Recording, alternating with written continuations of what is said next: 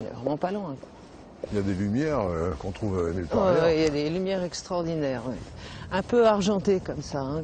Des lumières particulières, ouais. Particulières au Pas-de-Calais.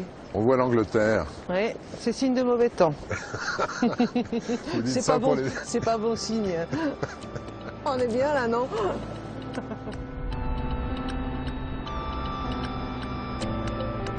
Après cette balade vivifiante, je pars contempler un emblème de la côte près de Boulogne-sur-Mer. C'est le fort d'Ambleteuse, conçu par Vauban. Il faut dire que cette portion de littoral n'a jamais été épargnée par les conflits. D'ailleurs, la Deuxième Guerre mondiale y a laissé un héritage aussi discret qu'encombrant.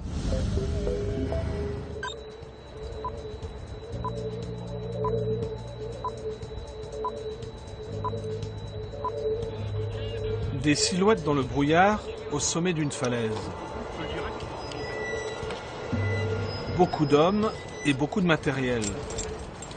Il faut dire que nous voilà au cœur d'une opération d'envergure qui requiert méthode et organisation, une opération de déminage. Reçu, par contre, c'est tout de suite que tu fais dégager.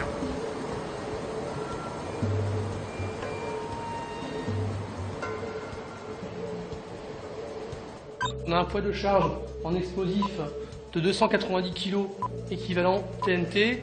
Les rayons de sécurité... Réunion à la mairie du village, coordination des moyens. Il faut surtout veiller aux rayons de sécurité. Pas un civil ne doit se trouver à moins d'1,5 km de l'opération. La bombe est juste en bas, juste en pied de falaise. Elle est à peu près à 300 mètres de nous. Suite à l'érosion de la falaise, quelques jours auparavant, un promeneur a fait une découverte détonnante. Cette bombe de 500 kg. Heureusement, il est assez rare de trouver une si grosse munition dans la nature. C'est le type de bombe standard qui était utilisé par les Américains pendant la Seconde Guerre. Et il y avait une moyenne d'une bombe sur 10 qui ne fonctionnait pas. Ça ne se voit pas trop à cause du brouillard, mais nous sommes dans les falaises du Pas-de-Calais. Et même au pied du Cap Grinet, où s'élèvent les radars du CROSS. Le CROSS, chargé d'ordinaire du trafic maritime dans la Manche, est déserté ce matin, risque oblige.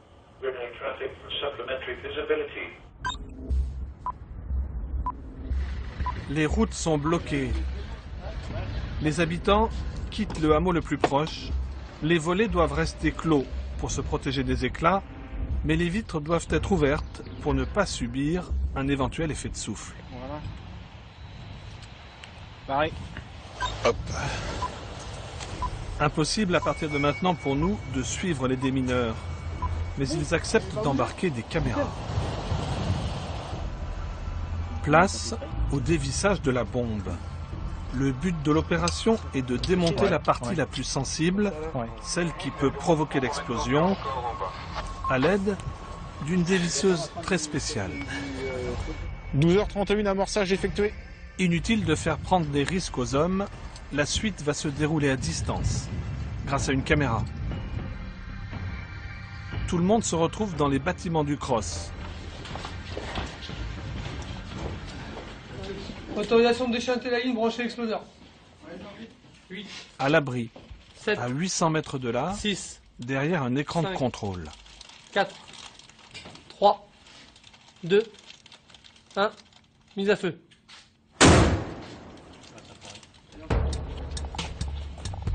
La dévisseuse a fonctionné, mais le boulon n'a pas bougé. Impossible de desserrer une pièce rouillée à ce point.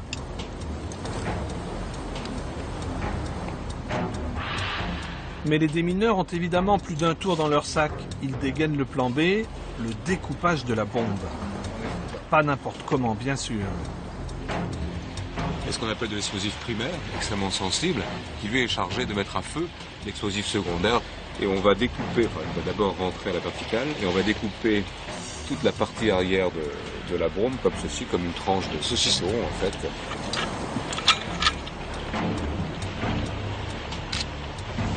Voilà, oui, c'est une belle bombe.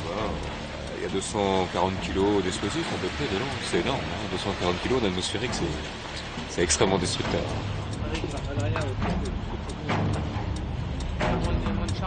Et 46, démarrage de la machine. La machine, elle envoie un jet d'eau sous haute pression mélangé à du sable très abrasif. Et ça découpe n'importe quel acier, y compris celui des bombes. Mais c'est long, très long. 2 heures. Il faudra 2 heures de découpe chirurgicale et de suspense pour arriver à ce résultat.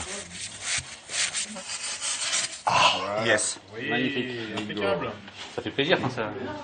Je sens que je vais vous offrir une bière ce soir, les gars.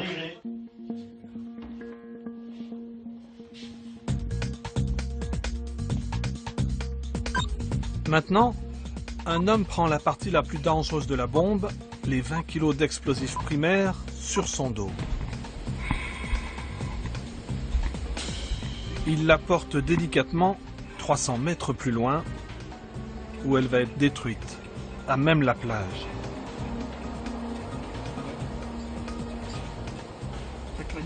Les démineurs, eux, doivent se protéger au mieux, derrière un abri de fortune.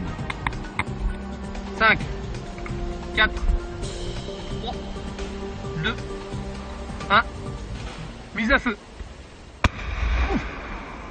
Sur la falaise, on s'écarte. Ça va, c'est chaud. La falaise a bougé, mais tout va bien. Et voilà le Cap Griné qui retrouve sa vie normale.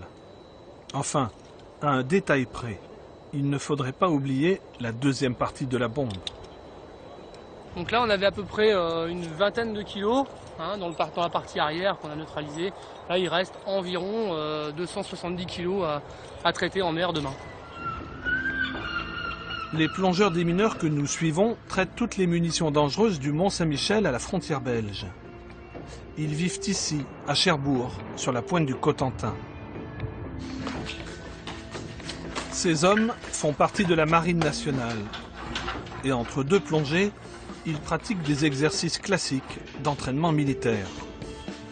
Car ils sont aussi envoyés sur les théâtres de guerre, comme dernièrement en Libye, pour déminer les ports.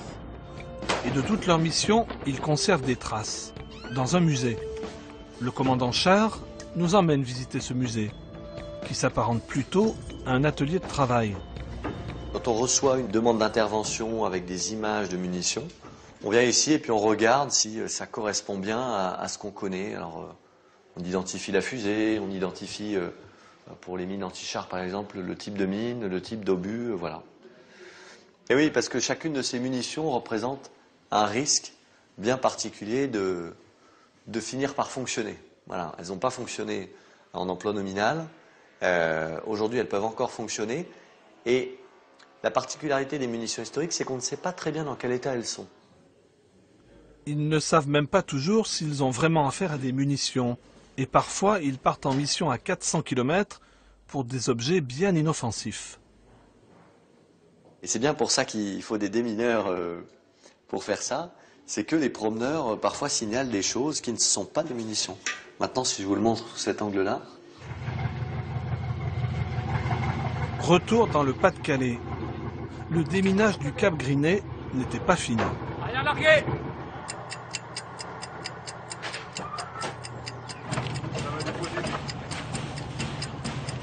Ça repart avec la préparation des pains de plastique.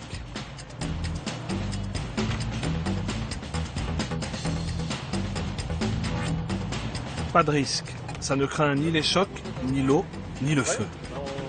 Le commandant Char va prendre lui-même les commandes du Zodiac d'intervention. Ok les gars, on va embarquer le matos.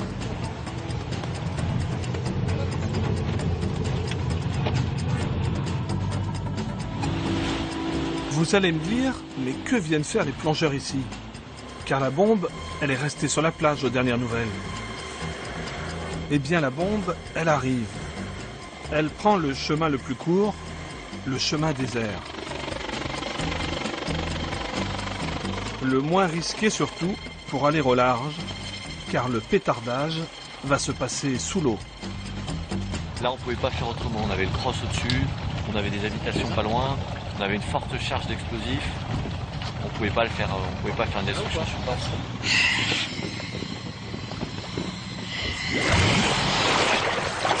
Bombe coulée, bombe coulée.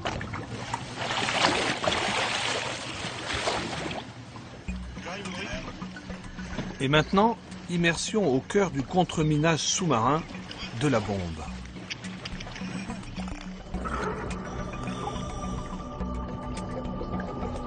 L'endroit a été choisi avec grand soin. Pas trop profond, sur le sable. Il s'agit de faire le moins de dégâts possible.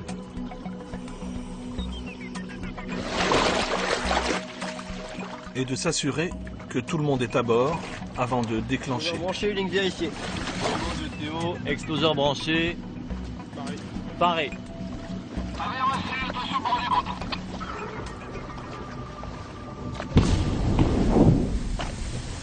Mission accomplie.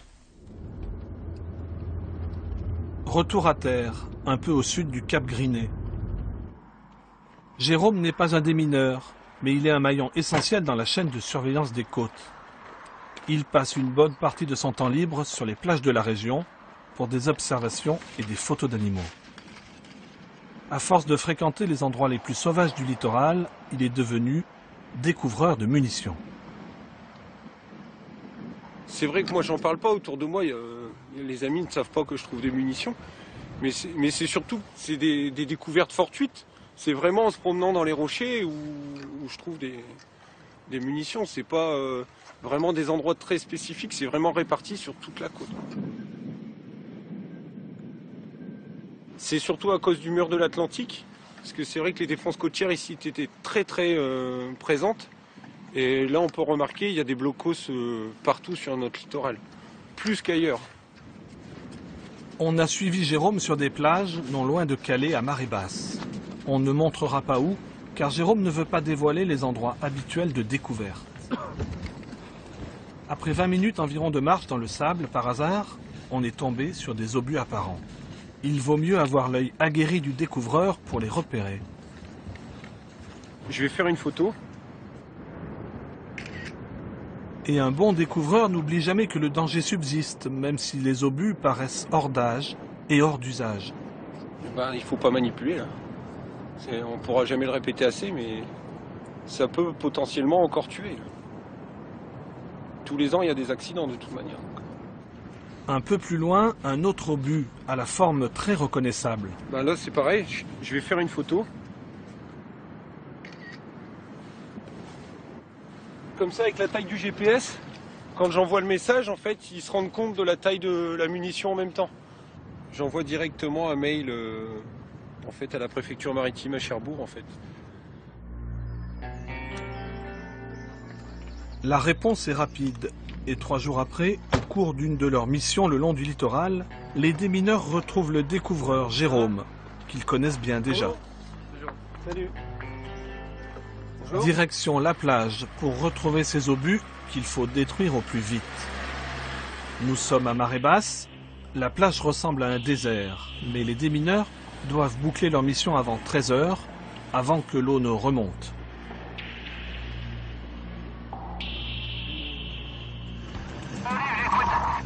Ouais, donc on a localisé la première munition, donc c'est bien un obus d'artillerie. Le premier obus n'a pas bougé, facile à trouver, mais il y en a d'autres, à proximité. On s'est dirigé sur le deuxième engin avec le découvreur.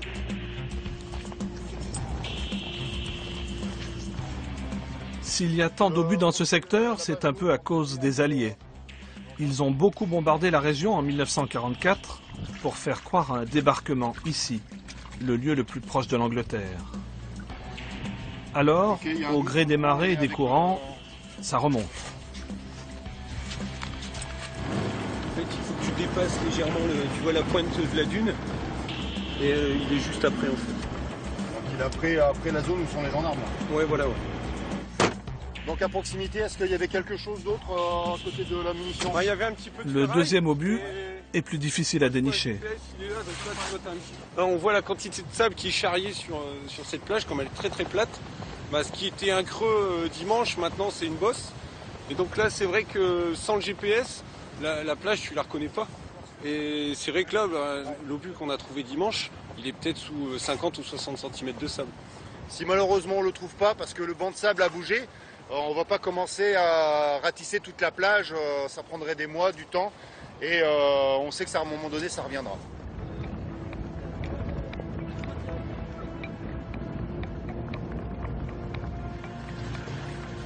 Finalement, ce sont tout de même 6 obus qui ont été trouvés et qui vont être détruits sur place.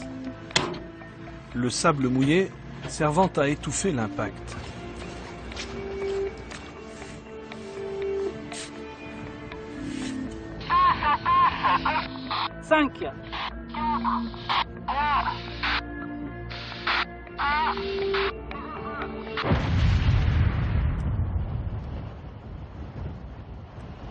Grâce aux découvertes qui sont faites par les promeneurs, les gens qui sont amenés à travailler sur le littoral, et petit à petit on se débarrasse de ces engins, mais voilà, c'est un travail de longue haleine qui va nécessiter encore très longtemps, probablement plusieurs dizaines, peut-être plusieurs centaines d'années. Dans la vie des démineurs, il y a des missions qui surpassent les autres en importance, surtout quand l'histoire est au rendez-vous.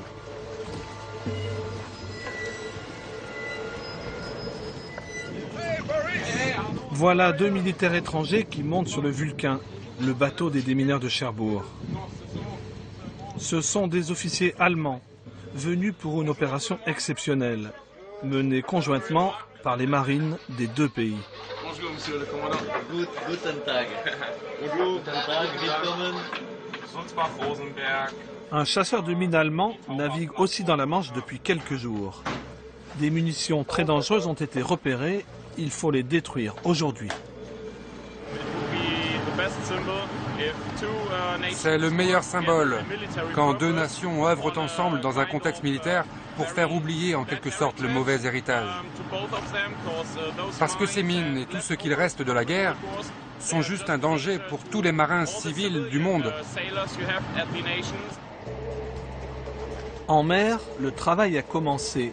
Les 2 mines de 1000 kg chacune sont déplacées à l'aide de ballons gonflables. Et même si les batteries destinées à déclencher l'explosion sont à plat depuis longtemps, les systèmes mécaniques peuvent toujours se mettre en marche. Les Zodiacs gardent leur distance. Ce sont des mines allemandes, il y a là une certaine forme de symbole. Ce sont des mines allemandes de la Deuxième Guerre mondiale et ce sont les mines les plus perfectionnées qui aient été employées durant ce conflit. Les plongeurs français se préparent rapidement, car le courant forcit plus vite que prévu. Le créneau de travail sous-marin est très court, à l'étal de marée seulement et en journée. Le commandant Char va lui-même plonger et amorcer la mine. Il embarque avec une caméra, ce qui va nous permettre de vivre au plus près cette opération.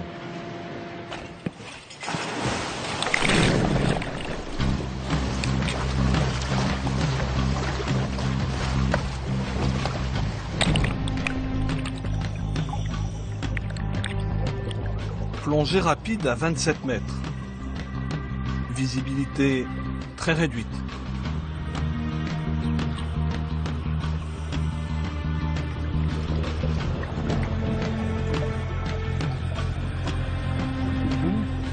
La mine repose encore au fond de l'eau, où elle était placée pour exploser au moindre passage de bateau. Juste un peu d'éclairage pour la phase délicate, l'amorçage du plastique.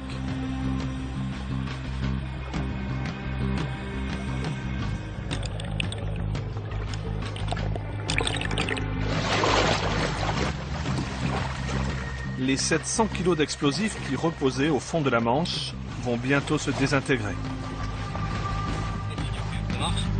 Tout est prêt. Un bouton rouge enfoncé et c'en sera fini. Tambour à 5, 4, 3, 2, 1.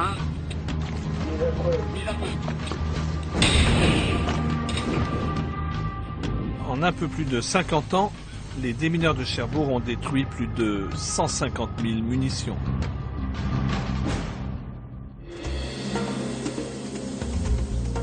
Ces falaises en craie brillent de 1000 feux au soleil.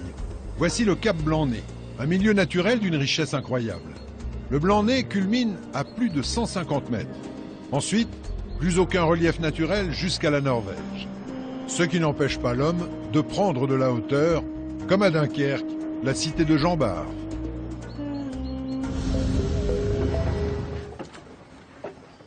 On était encore un peu à l'abri du vent là et dans quelques instants... Une soixantaine de marches dans un étroit couloir. C'est le prix à payer pour décrocher le ciel de